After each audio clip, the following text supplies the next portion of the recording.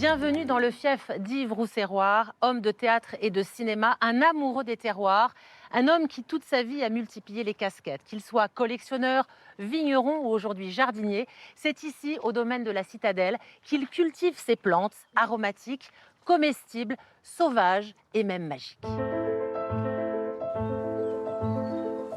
Bonjour Yves Rousserroir. Bonjour, comment allez-vous? Merci de nous accueillir dans votre Bien. jardin botanique. C'est un plaisir. Comment passe-t-on de la scène aux plantes? Vous savez, j'ai toujours eu le goût d'entreprendre.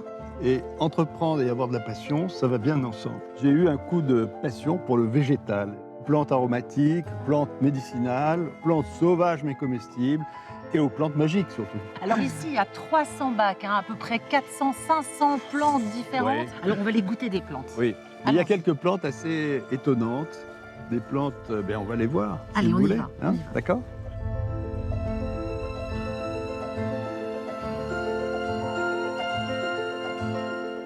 Ça, Yves, qu'est-ce que c'est? Alors, ça, c'est le réglisse de mon enfance. Vous savez, quand on est enfant, on suce des bâtons de réglisse qui donnent les dents jaunes. Et c'est ça. Et c'est ça. On va arriver près d'une plante tout à fait inconnue de la plupart des gens. Une plante que j'aime bien faire découvrir, c'est la menthe chocolat.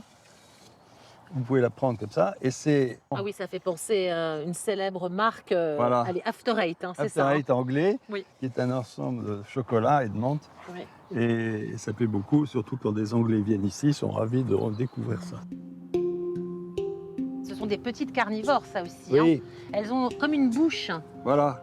Et si on met une petite brindille, clac. Oui, On mais ne peut pas mettre le doigt.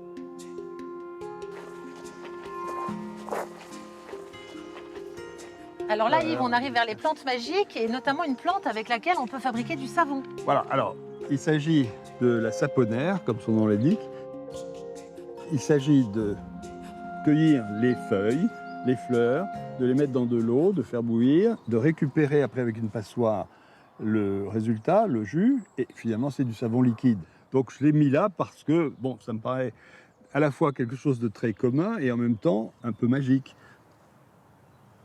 Et ces 3 hectares de jardin magnifiques attirent forcément l'œil des scientifiques. Magali Amir, bonjour. Vous êtes Bonjour. botaniste. Et donc avec vous, on va évoquer les plantes dangereuses, c'est ça? Il y a des plantes dangereuses dans notre flore. La belladone en fait partie. Elle a, alors, pour corser le tout, elle a des fruits qu'on voit apparaître là, qui mûrissent en noir, qui sont délicieux. Alors, il faut savoir que 5 baies tuent un homme et 3 un enfant. Chaque année, il y a des personnes qui se retrouvent à l'hôpital, voire plus loin, parce qu'ils ont mangé des plantes qui ne sont pas comestibles. Alors Magali, il y a une autre plante que vous aimez particulièrement, c'est la bourrache, qui a donc des vertus alimentaires et médicinales. Absolument, c'est une plante qui est une merveille, qui est très bonne pour les bronches, la toux, quand on a de la toux, quand on tousse. Et bien sûr, si on la mange, on va bénéficier aussi de ces vertus-là. C'est une plante qui a en plus un petit goût d'huître, c'est délicieux. Plantes magiques, plantes de sorcières, plantes comestibles, certaines se mangent en fonction des saisons, c'est ce que nous allons voir. Bonjour Brigitte Bergeron. Bonjour Nathalie. Vous êtes la présidente de l'association Un Savoir Oublié et vous avez une devise, à chaque saison une plante et un bienfait pour le corps, c'est ça? C'est ça. Alors, Exemple. Alors, au printemps, on peut trouver la consoude. On va faire des beignets de consoude, par exemple, avec cette plante qui pousse au mois d'avril. Et cette plante est reminéralisante. Avant, on soignait justement les entorses, les os, les fractures avec cette plante. On faisait des cataplasmes. Ensuite, on peut avoir la mauve, où on peut trouver donc au mois de mai de jolies feuilles, où on va agrémenter les salades. Et ces feuilles vont adoucir les muqueuses du corps au niveau de l'estomac, des intestins, etc. Ensuite, on a le kénopode. Alors, le kénopode, c'est l'épinard sauvage. Donc, lui, c'est plutôt détox. d'accord, donc ça c'est en toute saison. C'est en fait, toute saison, mais quand même principalement au printemps et aussi à l'automne. Dès qu'il y a les pluies d'automne, il revient. Et ça, toutes ces plantes sont sauvages, on est bien d'accord. sûr. Étant donné qu'elles poussent spontanément dans la nature, elles s'enrichissent avec la nature du sol et elles vont avoir des propriétés très concentrées au niveau des sels minéraux, des enzymes, des nutriments, des vitamines, etc. Donc il ne faut pas les consommer en grande quantité, c'est avec modération. Et en partant de ces plantes sauvages du Vaucluse et surtout de celles cultivées ici dans le jardin botanique de la Citadelle, certains chefs arrivent à créer des petites merveilles gastronomiques.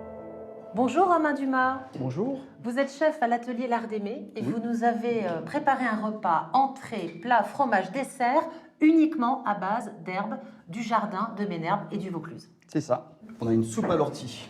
Ensuite, on a une tarte. On va retrouver quelques plantes comme le pourpier, de la fleur de carotte, de la capucine, du fenouil sauvage. Et le tout, c'est une base avec du kénopode et de l'amarante réfléchie.